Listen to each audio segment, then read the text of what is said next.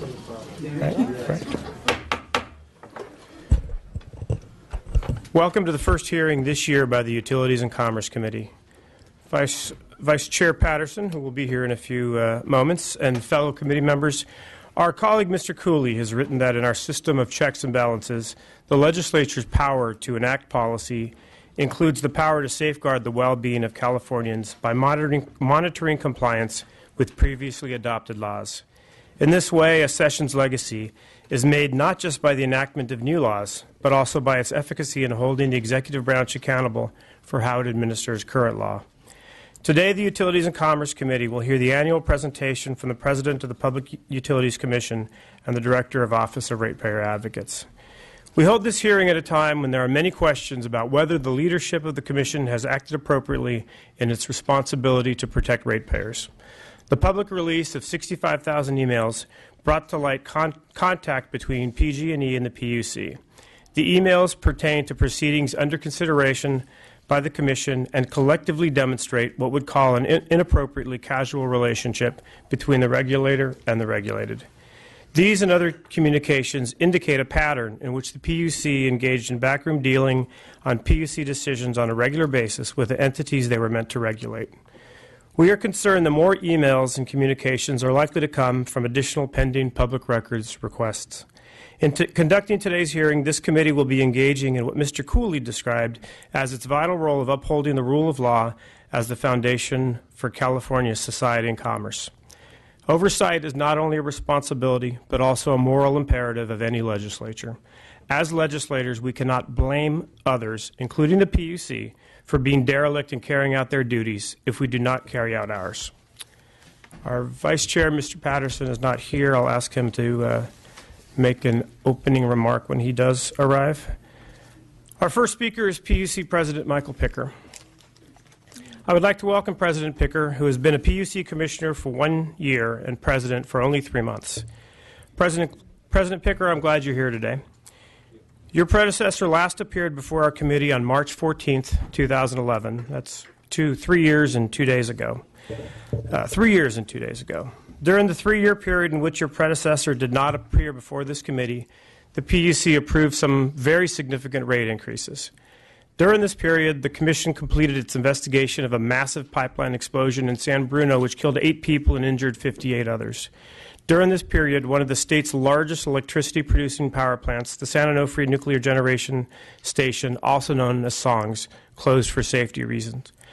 President Picker, I applaud your contrasting and refreshing commitment to transparency. For example, you pledged to move the PUC forward with openness and transparency in an op-ed piece that you wrote on January 14th. In that same op-ed piece, you said that rebuilding the PUC into an organization that is more fair, open, and accessible and effective must start at the top. I also appreciate that when you were appointed a little over a year ago to the PUC, you committed yourself to building a safety culture within the Commission. We look forward to working with you on accomplishing these objectives. However, at the same time, we recognize the daunting challenges that you face in this effort. On a nearly daily basis, we hear about new allegations of backroom deals and policy procedures and organizational culture at the PUC that continues to undermine the public's confidence and trust in the Commission. Particularly troubling are the special rules in effect at the PUC that discourage transparency. For example, the PUC allows ex parte contacts. This makes California one of only 3 states nationwide that allows ex parte contact. The state administrative procedures does not apply to PUC, and the appellate courts can decide if they want to hear a challenge to your decisions. Regulated entities enjoy a presumption of confidentiality for their information. We have a problem at the PUC. These special rules have failed, and the public has lost confidence in the Commission and its decisions.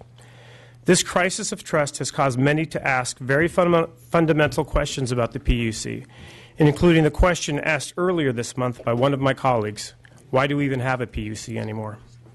This fundamental question is one that, quite frankly, millions of California taxpayers and ratepayers are likely asking themselves right now. As part of your annual report, we would like you to speak about what you have learned in the past year and provide specific information on how you will use that experience to regain the public's trust in the PUC. We would also like to hear more about your views on the extent to which the PUC holds information confidential and the effect this has on preventing public scrutiny. Your work on incorporating the PUC's safety mission across all of the industries regulated by the PUC, your perspective on increasing the state's use of renewable energy to meet our greenhouse gas goals while maintaining affordable energy costs, and the PUC's role in advanced technologies such as smart communication devices and transportation network. Thank you, Mr. Picker. I'm going to ask our Vice Chair, Mr. Patterson, to make his opening remarks at this time. Thank you, Mr. Chairman. Frankly, I'm going to be listening, and we'll reserve any remarks or questions for later after the full presentation, but we do have some similar concerns, but also some of the challenges with RPS and some of the testimony I think we're going to be hearing here shortly that I think is very important for ratepayers and for the ongoing challenge that we have. So thank you. Thank you, Mr. Patterson. Thank you for your remarks. Mr. Picker, would you like to begin? Thank you very much. Is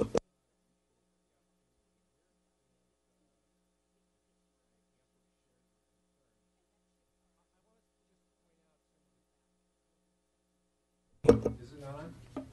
People in the back having a hard time hearing. Try again, Mr. Picker. Closer? Does this help at all? Better?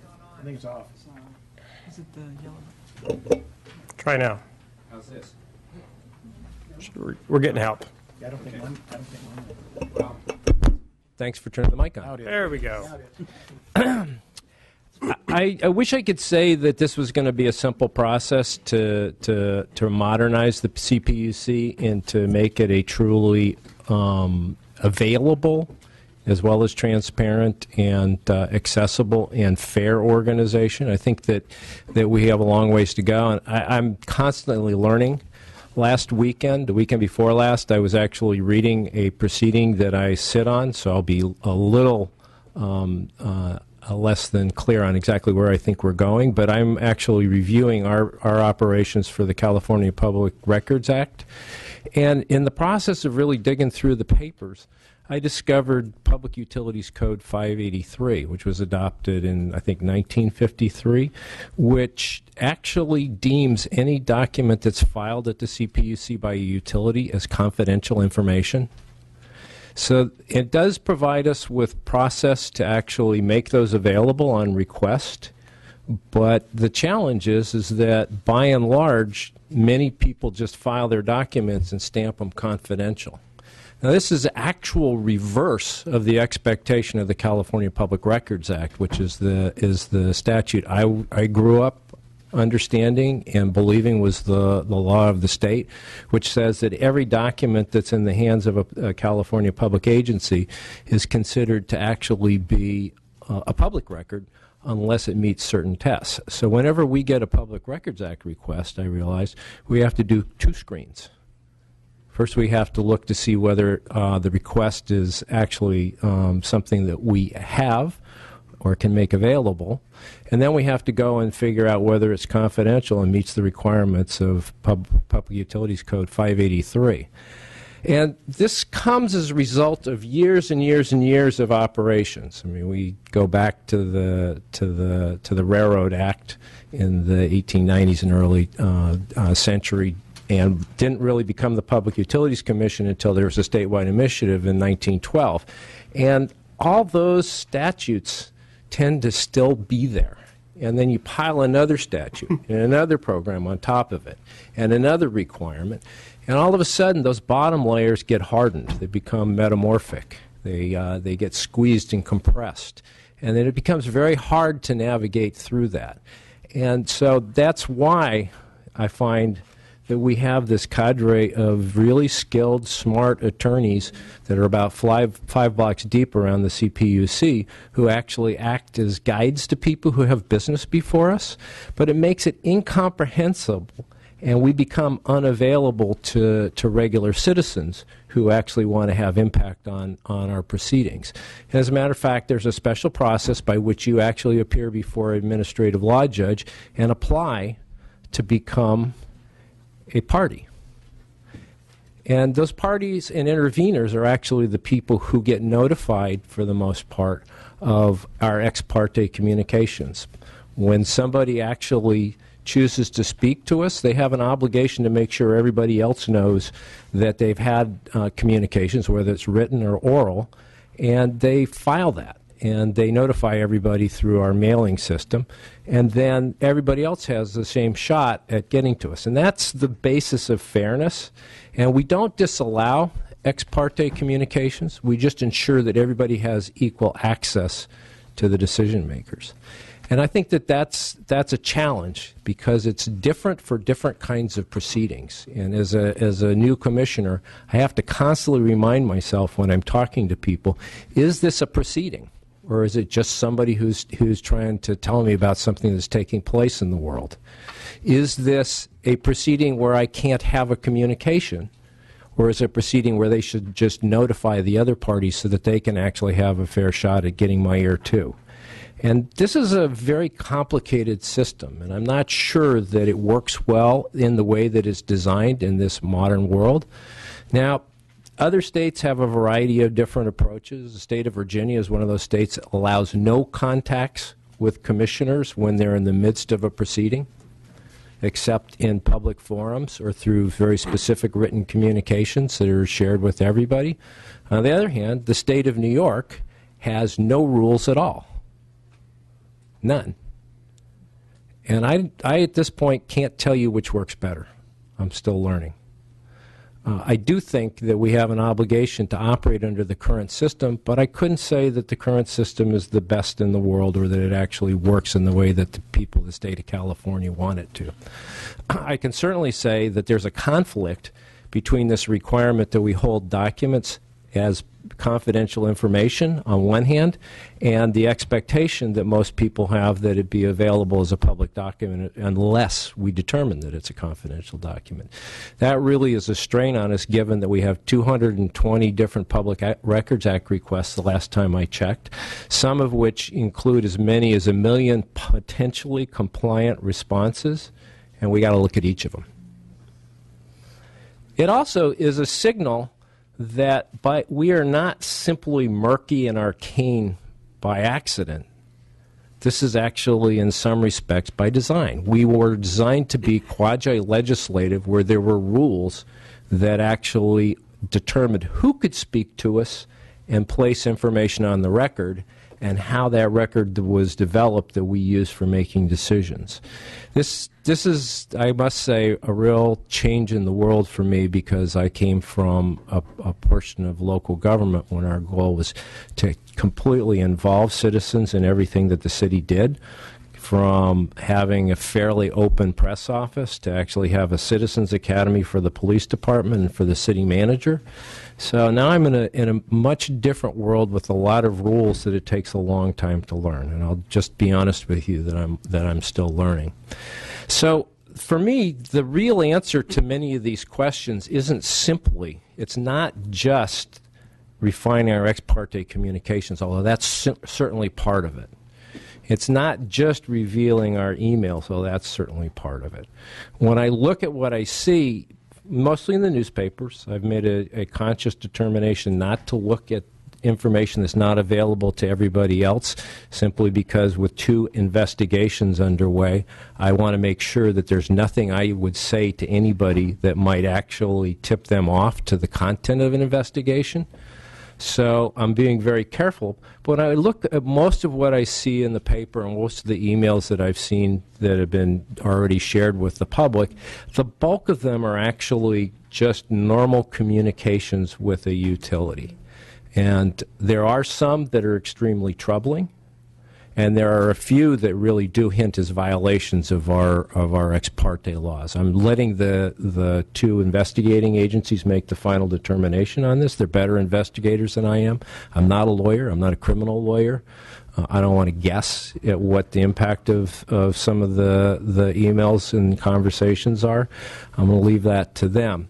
But when I look at a lot of these emails, it just looks like we are overly familiar, and I think that's a realistic appraisal.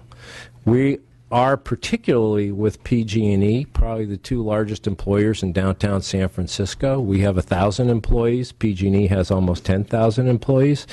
And you find that there are actually people who worked at PG&E who now work at the PUC, and vice versa. It's, where else do you go when you're looking for somebody who knows how a utility works? There's not a whole lot of other big hiring pools except for consulting firms. People who worked at the PUC are now at PG&E, and yet we have to talk to them every day, all day long. What's going on? What does this mean? Why did you have that exceedance in pressure on this pipeline? What's going on with this pressure valve? What's happening on this transmission line? We got a call from somebody complaining about arcing to a tree. What are you guys doing? How are you handling that? We have to be in their faces 24/7. And if you know those people, there's always a temptation to finish out your email. Oh, by the way, I'll pick up your kids at soccer game and bring them home. That's a matter of comportment. And I think that we actually have to focus on that, because when these barriers, this sense that we are a regulator starts to soften, I think that there's potential for missing things, or for just letting things slide because you may actually have greater faith that the other person is paying attention than you should. So I think we need to actually have a real set of rules for comportment and how we communicate on a day-to-day basis, but I don't think we can give up at a staff level and sometimes at a senior management level that constant contact with the utilities that we regulate.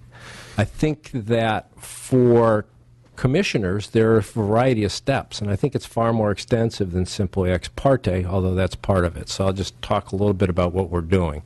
For me, I noticed that there's lots of opportunity to modernize, but I didn't see that the commissioners were actually talking to each other and to the staff about that. That it was really up to the previous executive director and his division managers, directors, to actually think those things through. So they didn't have support, and they didn't have a set of policy guidelines that actually gave direction. That's where we started with safety. We actually discussed as commissioners a safety policy and adopted it, set expectations for the staff, actually asked them to put together a plan that began to identify the steps they were going to take, and we are continuing to monitor their progress. And I think that that's where we have been weak as commissioners. And so we're going to start to meet publicly in 3 different committees: an administration and finance subcommittee, which will lead a strategic planning process, a governance and policy committee, which will actually start to look at adopting very clear guidelines and expectations of our staff and accountability for actually measuring their progress. And then we'll have a modernization committee that will look at the steps that we can take to make the CPUC easier for people to deal with. That's a reasonable start. Some of the first steps, I think, will be to adopt a code of conduct for commissioners that goes above and beyond ex parte communications. We've hired an expert to review national best practices in terms of ex parte communications. I expect us to take that up sometime this late spring, early summer, and have a discussion about what we think actually needs to be done to make our ex parte communications more effective. Excuse me, ex parte communications guideline. We've taken a bunch of short-term and interim steps, but I don't think that that really rises to the level of a full examination of what will help to make us more fair and more open for people who are engaging in our proceedings, and potentially beyond that. I think that this is probably ambitious to say that we're going to make all the progress we need to make in 1 year. My guess is that one of the more important things that we'll do is the strategic plan, where we actually figure out where we need to be in 3 to 5 years and really have public discussion on that in open settings, and then start to figure out what are the resources that we need, what are the skill sets that we need to have. How do we actually staff up for a world that's changed pretty dramatically since we first started? I will just point to the fact that in one proceeding that's taken 4 years relating to landline telephones, something like 40 to 50% of the landlines in California have gone away. And perhaps this goes to Senator Hertzberg suggesting that maybe we don't need a PUC. I think that suggestion is above my pay grade. You guys tell me. In the meantime, my job is to actually make it run better and to actually meet the needs of the state of California. So I'll talk a little bit about safety and renewables, but I just wanted to take a breath and see if you guys had any questions so far. Let's just do questions at the end. Okay. So safety is an area, I think, that has suffered because of this lack of commission self-examination.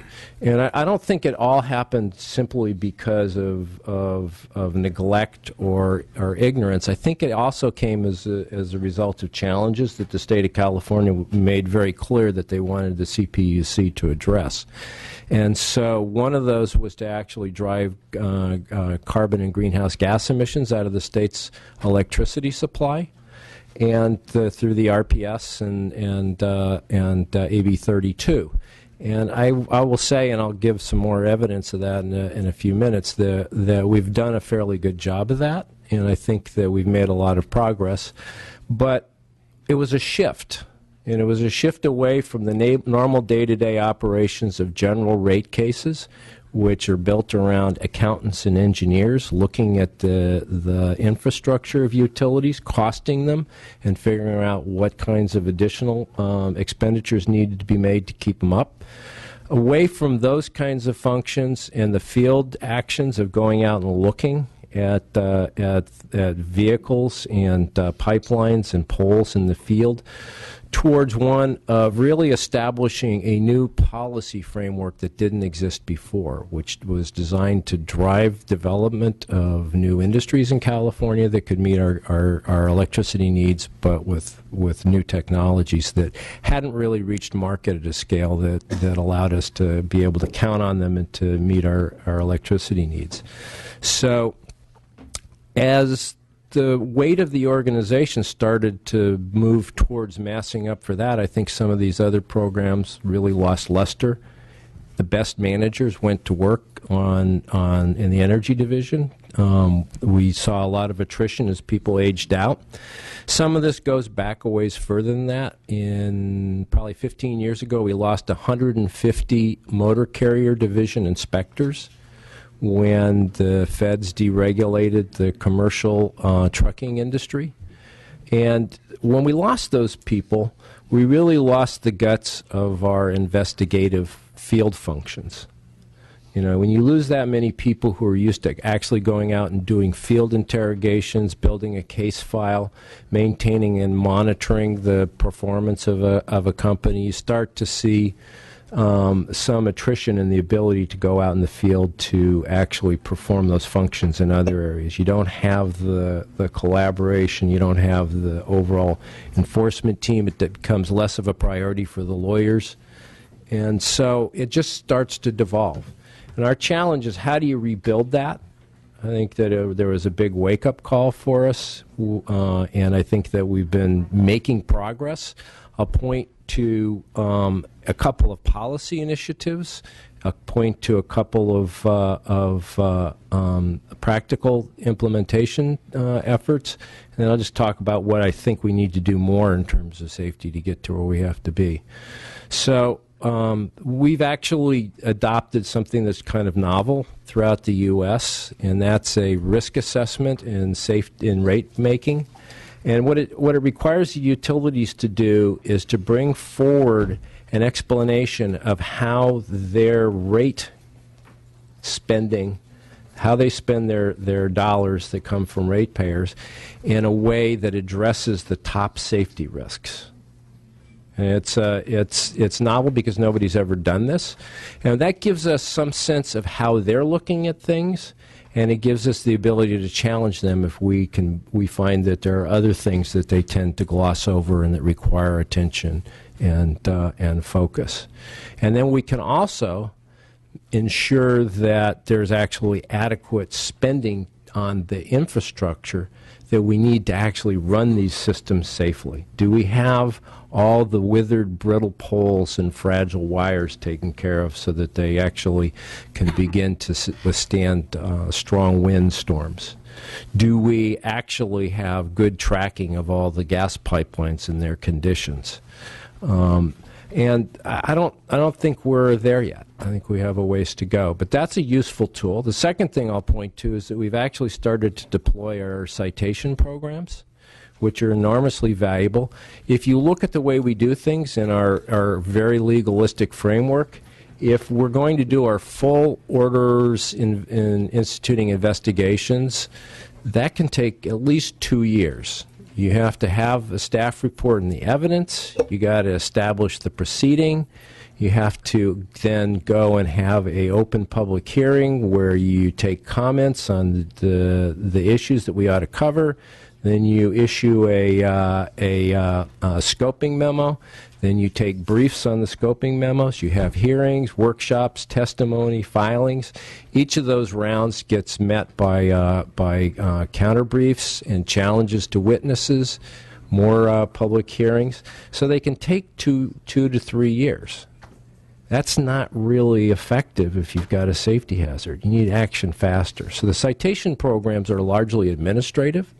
They don't have quite the kind of public oversight by commissioners, but they get the job done faster. So we're actually starting to crank through those. But I'll tell you, there's two things that I think we need to work on very hard. One is that we don't have a good case tracking system. Some of that's IT, some of that's our lack of policy and consistency across the organization.